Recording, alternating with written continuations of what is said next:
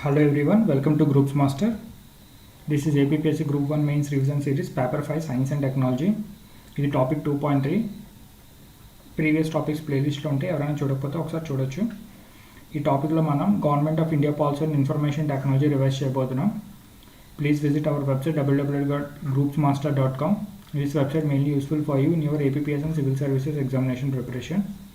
Information technology, IT. What is IT? Information technology is the use of computers to store, retrieve, transmit and manipulate data or information. మనం కంప్యూటర్స్ని మెయిన్గా use చేసుకొని ఐటీలో programmes design చేస్తాం. So ఆ programmes ద్వారా మన డేటాని ఇన్ఫర్మేషన్ని ఎలా ప్రాసెస్ చేస్తాం, స్టోర్ చేసుకుంటాం, రిట్రీవ్ చేసుకుంటాం, ట్రాన్స్మిట్ చేసుకుంటాం అండ్ ఆల్సో మ్యానిపులేట్ చేస్తూ ఉంటాం. దాన్నే ఐటీ అంటాం. ఐటీ అనేది చాలా మటుకు కొన్ని సర్వీసెస్ మనకి, ఫర్ ఎగ్జాంపుల్ ఎంటర్టైన్మెంట్ ఇండస్ట్రీ ఉంది. ఎంటర్టైన్మెంట్ ఇండస్ట్రీలో కూడా ఐటీ యూజ్ చేస్తాం, but still entertainment industry is not information technology. ఐటీలో చాలా మటుకు సర్వీసెస్ అన్నీ కూడా సాఫ్ట్వేర్ రిలేటెడ్ సర్వీసెస్ ఎక్కువ ఉంటాయి అన్నమాట. సో ఆ స్పెసిఫిక్ టెక్నాలజీని ఐటీ అంటాం.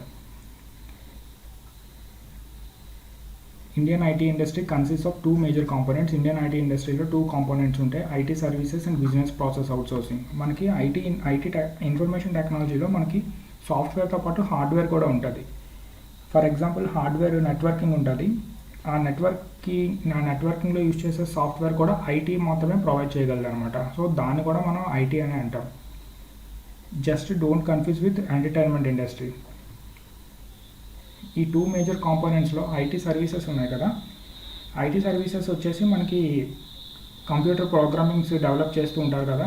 ఈ టైప్ ఆఫ్ సర్వీసెస్ అన్నీ కూడా ఐటీ సర్వీసెస్ అంటాం. అలాగే బిజినెస్ ప్రాసెస్ అవుట్సోర్సింగ్ అంటే బీపీఓ.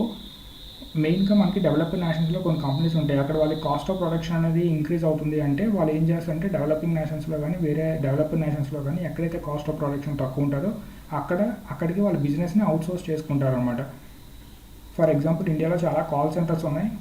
అవి అమెరికాలో ఉన్న కంపెనీస్కి ఏమైనా కాల్ సెంటర్ సర్వీసెస్ సపోర్ట్ చేస్తూ ఉంటాయి అన్నమాట. ఫర్ ఎగ్జాంపుల్ అక్కడ ఉన్న కంపెనీకి క్లయింట్స్ ఎవరైనా సరే వాళ్ళకి ఏదైనా ప్రోడక్ట్స్లో డిఫెక్ట్ వస్తే వాళ్ళు కాల్ చేస్తారు కస్టమర్ కేర్కి. సో ఆ కస్టమర్ కేర్ సర్వీస్ అనేది మన ఇండియన్ ఐటీ ఇండస్ట్రీ ప్రొవైడ్ చేస్తుంది అనమాట. These type of services call business process outsourcing. మీరు ఐటీ రిలేటెడ్ డెఫినేషన్స్లో ఏమైనా కొంత ఇంట్రడక్షన్ ఇద్దాము అనుకుంటే ఈ కింద పాయింట్స్ యూటిలైజ్ చేసుకోవచ్చు. TCS was the first IT company established in India 1967. ఆ తర్వాత గ్రాడ్యువల్గా ఐటీ ఇండస్ట్రీ అనేది డెవలప్ అయింది ఇండియాలో. మేజర్గా ఏంటంటే మనకి లిబరలైజేషన్ పాలసీ వచ్చింది after the economic reforms 1991. It gave a boost to IT industry in India. ఆ ఎకనామిక్ రిఫార్మ్స్తో మనకి న్యూ ఇండస్ట్రియల్ పాలసీ ఆఫ్ 1991 వచ్చింది. అలాగే tax free, physically incentivize SEZs, national manufacturing investment zones, ఇవన్నీ important measures in promoting IT అని చెప్పుకోవచ్చు అనమాట. So ఇవి మీరు ఇన్ఫర్మేషన్ టెక్నాలజీ డెఫినేషన్ ఇస్తూ ఈ ఇంట్రడక్షన్లో యూజ్ చేసుకోవచ్చు ఈ points. Next we will see the 3 phases of Indian information technology. Today India is recognized in the world for its thriving IT industry that is present in more than 200 cities and 80 countries. Growth of IT industry in India can be divided into 3 phases. మనం 3 phases చెప్పుకోవచ్చు Indian IT industry. During first phase Indian IT professionals and IT companies travel to different parts of the world and establish their presence. IT professionals, IT companies చాలా nations అన్ని తిరిగి, ప్రపంచంలో ఉన్న nations అన్ని తిరిగి ఇలా మేము ఐటీ సర్వీసెస్ని మీకు ఇవ్వగలము అని చెప్పి వాళ్ళ కంపెనీస్ని అక్కడ స్టార్ట్ చేశాయి. నెక్స్ట్ ఫేజ్లో ఏం జరిగింది, the global IT giants Indian IT industry పొటెన్షియల్ని రికగ్నైజ్ చేసాయి అనమాట. చాలా గ్లోబల్లో ఉన్న పెద్ద పెద్ద ఐటీ కంపెనీలు అన్నీ. So they started investing in India to tap its vast domestic market. India చాలా డొమెస్టిక్ మార్కెట్ ప్రొవైడ్ చేస్తుంది ఐటీ సర్వీసెస్ కింద తెలుసుకొని ఇండియాలో కంపెనీస్ ఎస్టాబ్లిష్ చేయడం స్టార్ట్ చేశారు after 90s. It is a matter of great assurance that India has the biggest user base for many of the IT and internet companies today in the world. Next is phase 3. Phase 3 is the current phase. Present నడుస్తున్న phase అనమాట. India is witnessing great growth in innovation and entrepreneurship led by startups. చాలామంది young Indians అనమాట. Mostly these startups are founded by young Indians. They are at the age of 21, 22, 23. వీళ్ళు IT ఇండస్ట్రీని promote చేయడానికి కొత్త కంపెనీస్ని ఇన్నోవేటివ్గా తీసుకొస్తూ establish చేయడం వల్ల మన ఇండియన్ ఐటీ సర్వీసెస్ అనేది ఇంకా మన ఇండియన్ ఎకానమీకి ఎక్కువ ఇండియన్ ఎకానమీ జీడిపిలో వాటి షేర్ పెంచుతూ ఎక్కువ కంట్రిబ్యూట్ చేస్తుంది అనమాట. సో దీనికి మేజర్ పాలసీ ఏంటంటే efforts of our government has to encourage startups, has paid the rich dividends and today India emerge third largest startup ecosystem in the world. Startup India అనే ఒక policy తీసుకొచ్చింది government. దీని ద్వారా స్టార్టప్స్ని encourage చేస్తుంది. So మేజర్గా IT ఇండస్ట్రీలో ఈ స్టార్టప్స్ అన్నీ కూడా ఎక్కువ కంట్రిబ్యూట్ చేస్తున్నాయి ఇండియన్ ఎకానమీలో. Next, government of India policy of information technology. Government ఏ పాలసీస్ తీసుకొచ్చిందో ఇన్ఫర్మేషన్ టెక్నాలజీ రిలేటెడ్ ఈ టాపిక్ కనుక సో మనం ఇవి ఇప్పుడు చూస్తున్నాము. అయితే మనకి ఐటీ రిలేటెడ్లో ఐటీ అనేది సాఫ్ట్వేర్ రిలేటెడ్ సర్వీసెస్. సో మేజర్గా మీరు చూస్తున్న ఏ ఆన్లైన్ కంటెంట్ అయినా సరే, వెబ్సైట్లోని పోర్టల్స్ కానీ యాప్స్ కానీ ఏదైనా సరే అది ఐటీకి రిలేటెడే ఉంటుంది. సో అన్నీ కూడా మనం ఐటీ రిలేటెడ్లో రాయొచ్చు. కానీ కొన్ని మేజర్ పాలసీస్ ఉంటాయి, అవి మనం గవర్నమెంట్ ఆఫ్ ఇండియా తీసుకొచ్చిన పాలసీస్లోని మనం చూడొచ్చు అవి. అయితే ఫస్ట్ ఆఫ్ ఆల్ ఏంటంటే మనకి ఆఫ్టర్ 1991 లిబరలైజ్డ్ పాలసీ వచ్చింది కదా, లిబరలైజేషన్ ఆఫ్ ఇండియన్ ఎకానమీ. దాంతో పాటుగా మనకి అది ఎప్పుడైతే వచ్చిందో మనకి ministry of electronics and information technology software technology పార్క్స్ని ఎస్టాబ్లిష్ చేసింది. అలాగే స్పెషల్ ఎకనామిక్ జోన్ స్కీమ్ని ఒకటి తీసుకొచ్చింది అనమాట. అయితే ఈ ఎస్ఈజెడ్ యాక్ట్ అనేది 2005లో వచ్చింది. బట్ స్పెషల్గా కొన్ని వాటిని ట్రీట్ చేసింది అనమాట. సాఫ్ట్వేర్ టెక్నాలజీ పార్క్స్ ఏంటంటే software technology parks of India ఇది ఒక సొసైటీ అనమాట. It was establish in 1991 by the minister of electronics and information technology. దీని మెయిన్ ఆబ్జెక్టివ్ ఏంటంటే encouraging, promoting and boosting the export of software from India. మన Indian IT industry చాలా మటుకు software సర్వీసెస్ని export చేసుకొని మనకి ఇన్కమ్ తీసుకొస్తుంది. So మెయిన్గా దీన్ని ఎంకరేజ్ చేయడానికి అని చెప్పి సాఫ్ట్వేర్ టెక్నాలజీ పార్క్స్ని ఎస్టాబ్లిష్ చేసింది. మీకు మేజర్ ఇలాంటి పార్క్స్ ఎక్కడ ఉన్నాయంటే బెంగళూరు, హైదరాబాద్, పూణే ఇవన్నీ కూడా మనకి ఐటీ హబ్స్ అనమాట ఇండియాలో. అయితే వీటి ద్వారా ఐటీ సర్వీసెస్ని ఎక్స్పోర్ట్ చేయడానికి డిసైడ్ చేసింది అనమాట ministry of electronics and information technology. అందుకే సొసైటీని తీసుకొచ్చింది. So it played a key developmental role in promotion of software exports with special focus on SMEs and startup units. The STP scheme allows software companies to set up operations in convenient and inexpensive locations and plan their investment and growth driven by business needs. Software companies ఎవరైతే పెట్టాలనుకుంటున్నారో వాళ్ళకే వదిలేసింది అనమాట choice. వాడికి ఎక్కడైతే favourable locations ఉంటాయో అక్కడ పెట్టుకోవచ్చు అని. సో వాళ్ళు బెంగళూరు, హైదరాబాద్, పూణే, నోయిడా ఇక్కడ పెట్టుకోవడం జరిగింది. అక్కడ సాఫ్ట్వేర్ టెక్నాలజీ పార్క్స్ని క్రియేట్ చేశారు. అక్కడ నుంచి ఆ కంపెనీస్ అన్నీ కూడా తమ సర్వీసెస్ని వరల్డ్ వైడ్ ఇస్తుంది అనమాట. Next special economic zone scheme. In 2005లో డిపార్ట్మెంట్ ఆఫ్ కామర్స్ నుంచి ఎస్ఈజెడ్ యాక్ట్ ఎనాక్ట్ చేసింది. దీని మెయిన్ ఆబ్జెక్టివ్ ఏంటంటే providing and internationally competitive and hassle free environment for exports అనమాట. మనకి ఎక్స్పోర్ట్స్ అనేది ఎక్స్పోర్ట్ ఓరియంటెడ్గా పనిచేసే ఏ బిజినెస్ అయినా సరే ఫేవరబుల్ పాలసీస్ని ఎక్స్పెక్ట్ చేస్తుంది గవర్నమెంట్ నుంచి. అయితే ఈ ఫేవరబుల్ పాలసీస్ని తీసుకురావాలి అంటే ప్రతి ప్లేస్లోని అంటే అది ఫర్ ఎగ్జాంపుల్ ఒక స్టేట్ని ఒక బేస్గా తీసుకున్నారనుకోండి, అక్కడ ఫేవరబుల్ పాలసీ క్రియేట్ చేయాలంటే చాలా ఇంపాసిబుల్ సిచ్యువేషన్ అనమాట. అయితే మనం ఇప్పుడు ఏం చేయాలి అని చెప్పి మనకి స్పెషల్గా కొన్ని జోన్స్ని క్రియేట్ చేశారనమాట. వాటిని స్పెషల్ ఎకనామిక్ జోన్స్ అని అంటారు. వీటిలోని పనిచేస్తున్న యూనిట్స్, బిజినెస్ ఎంటర్ప్రైజెస్, బిజినెస్ యూనిట్స్కి గవర్నమెంట్ ఇంటర్ఫరెన్స్ అనేది చాలా తక్కువ ఉంటుంది అనమాట. సో దానికి స్టేట్ సపోర్ట్ చాలా అవసరం ఉంటుంది.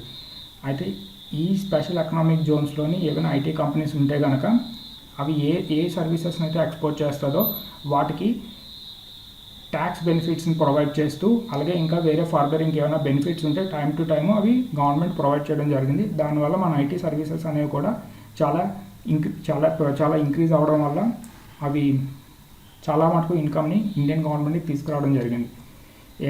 ఎస్ఈజెడ్ అంటే ఏంటో చూద్దాం. ఎస్ఈజెడ్ని ఎలా డిఫైన్ చేస్తారు? It is a specially demarcated duty free enclave and shall deemed to be a foreign territory.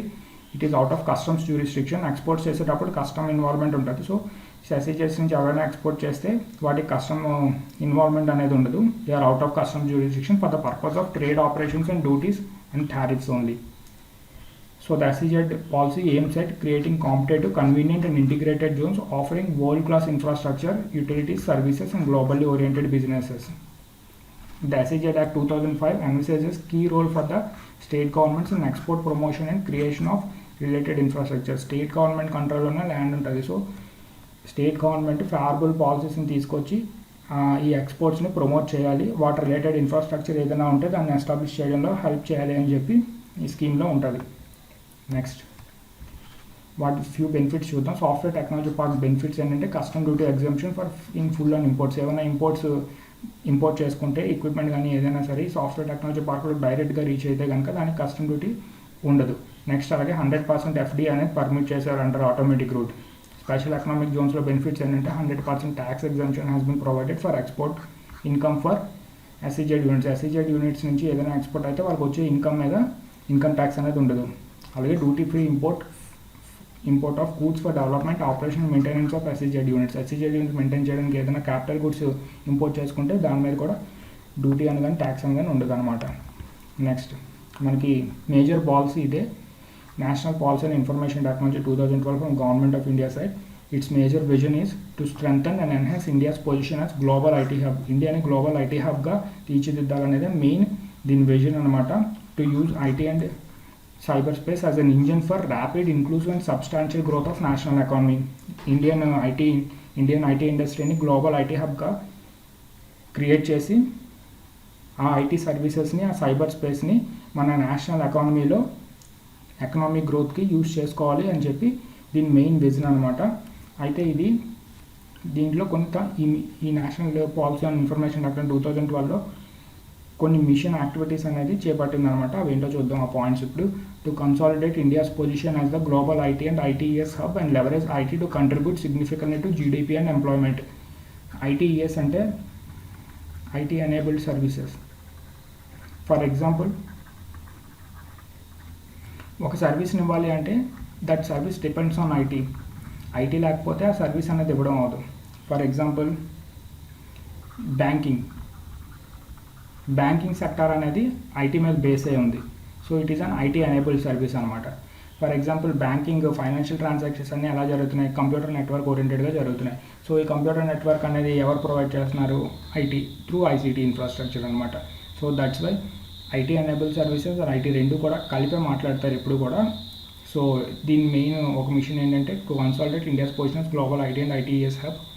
ఈ ఐటీ ఇండస్ట్రీ ఎప్పుడైతే డెవలప్ అయిందో దాన్ని మన జీడిపిలోకి ఎంప్లాయ్మెంట్ ఆపర్చునిటీస్ క్రియేట్ చేయడానికి యూటిలైజ్ చేసుకోవాలి అని ఒక పాయింట్ ఉంది. Next to create a sustainable ecosystem for R and D and innovation. Main ఎప్పుడు కూడా ఒక సస్టైనబుల్ ఈకోసిస్టమ్ అనేది కంటిన్యూస్గా ఉండాలన్నమాట. అవి ఆర్ఎండిలోని ఇన్నోవేషన్లోని ఇన్వాల్వ్ అయి ఉండాలి. In order to emerge as a global leader in the conception, design, development of new products, services, processes, businesses, models. For example 5G అనేది ఇప్పుడు పెట్టినాం, కానీ దీని ఆర్ఎండి యాక్టివిటీ ఎప్పుడు స్టార్ట్ అయింది, ఆల్మోస్ట్ 2005-2006లోనే స్టార్ట్ అయిపోయి ఉంటుంది అనమాట. బట్ స్టిల్ అదేమించో ఎప్పుడు తీసుకురావాలి అనేది అది కంట్రోల్ చేస్తున్న వాళ్ళ ఇన్ఫ్రాస్ట్రక్చర్. అంటే ఫర్ ఎగ్జాంపుల్ అది ఆర్ఎండిలో పార్టిసిపేట్ చేసిన కంపెనీ కంట్రోల్లో ఉంటుంది. అలాగే మన ఇండియన్ గవర్నమెంట్ తీసుకొచ్చిన ఫేవరబుల్ పాలసీస్ మీద డిపెండ్ అయి ఉంటుంది. అలాగే ఇన్ఫ్రాస్ట్రక్చర్ మీద డిపెండ్ అయి ఉంటుంది. వితౌట్ ఇన్ఫ్రాస్ట్రక్చర్ మీరు ఎంత 5G ప్రొవైడ్ చేయాలన్నా సరే అందరికీ ప్రొవైడ్ చేయలేరు అనమాట. ఇది ఇప్పుడు వస్తుంది. ఇంకా ఇన్ఫ్రాస్ట్రక్చర్ అనేది క్రియేట్ అవ్వడానికి చాలా టైం పడుతుంది. ఫర్ ఎగ్జాంపుల్ బిఎస్ఎన్ఎల్ ఇంకా 4G కూడా అప్గ్రేడ్ అవ్వలేదు. అంటే దానికి కావాల్సిన ఇన్ఫ్రాస్ట్రక్చర్ని క్రియేట్ చేయాలి. సో ప్రైవేట్ ప్లేయర్స్ అందరూ కూడా ఆర్ఎండిలో ఎక్కువ ఇన్వెస్ట్ చేస్తారు కనుక వాళ్ళు ఇన్ఫ్రాస్ట్రక్చర్ని కూడా ఎప్పటికప్పుడు అప్గ్రేడ్ చేసుకుంటూ ఉంచారు చాలా తొందరగా. Next to leverage ICT for enhanced competitiveness and productivity of key economic and strategic sectors. ఐసీటీని యూజ్ చేసుకొని కాంపిటేటివ్ మార్కెట్ని ఇంక్రీజ్ చేయాలి, అలాగే ప్రొడక్టివిటీని కూడా పెంచుకోవాలి అని ఒక పాయింట్ ఉంది. Next to provide ubiquitous affordable access to information public services for enhancing efficiency, transparency, accountability, reliability and leverage use of ICT as a driver of social inclusion. IT ఎప్పుడైతే డెవలప్ అయిందో దాన్ని యూటిలైజ్ చేసుకొని మనం ఈ గవర్నెన్స్ని start చేసాం. So e governance main ఏమేంటి, మన ఎఫిషియెంట్గా అడ్మినిస్ట్రేషన్ ప్రొవైడ్ చేయాలి. సో అది ట్రాన్స్పరెంట్గా ఉండాలి, అకౌంటబిలిటీగా ఉండాలి. So it's must be reliable. So ఐసీటీని యూజ్ చేసుకొని ఐటీని యూజ్ చేసుకొని ఈ విధంగా మనం అఫోర్డబుల్ యాక్సెస్ టు ఇన్ఫర్మేషన్ సిటిజన్స్కి ప్రొవైడ్ చేయొచ్చు అని ఇంకో పాయింట్ ఉంది. Next to be the leading resource base for IT and ITES talent for domestic and global markets. Global మార్కెట్స్కి డొమెస్టిక్ మార్కెట్స్కి మన ఐటీ టాలెంట్ అనేది అంటే resources, for example human resources provide చేయొచ్చు, ఇవన్నీ ఇవ్వచ్చు అని ఒక పాయింట్ ఉంది. Next to ensure secure cyber space to facilitate trust and enable sustained growth of ICT and also to transform India into a knowledge society. IT అంతా కూడా knowledge based economy అనమాట. Without knowledge you can't be a part of IT. Next National Policy and Information Technology 2012 objectives. ఇందులో objectives ఏంటంటే create ecosystem for globally competitive IT and ITS industry. మన IT industry ఏదైనా worldwide competition ఇవ్వాలంటే ఒక specific ecosystem అనేది create చేయాలి. అదే బెంగళూరు, హైదరాబాద్, పూణే, నోయిడాలో క్రియేట్ చేయడం జరిగింది. చాలా వేరే ప్లేసెస్ కూడా ఉన్నాయి. నెక్స్ట్ హ్యూమన్ రిసోర్స్ డెవలప్మెంట్ అంటే ఐటీ ప్రొఫెషనల్స్ అనమాట. ఐటీ ప్రొఫెషనల్స్ వీళ్ళకి స్కిల్ కూడా ఉండాలి, అప్పుడే ఐటీ ఇండస్ట్రీ డెవలప్ అవుతుంది. So in order to achieve this human resource development objective they want to create a pool of 10 million trained persons in IT sector by 2020. 2012లో decide చేశారు 2020 కల్లా 10 million trained IT persons ఉండాలి అని.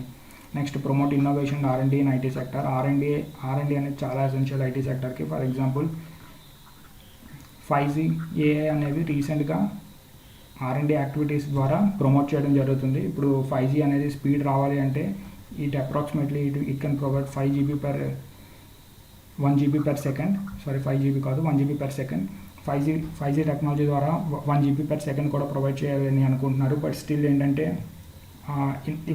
ఇదంతా రావాలి అంటే మనకి ఇన్ఫ్రాస్ట్రక్చర్ అనేది ఎఫిషియెంట్గా ఉండాలి. అంత ఇన్ఫ్రాస్ట్రక్చర్ ఉంటేనే మనం ఇలాంటి స్పీడ్స్ ప్రొవైడ్ చేయగలుగుతారు కంపెనీస్ ఏదైనా సరే. ఇన్ఫ్రాస్ట్రక్చర్ లేకపోతే చేయడానికి అవ్వదు.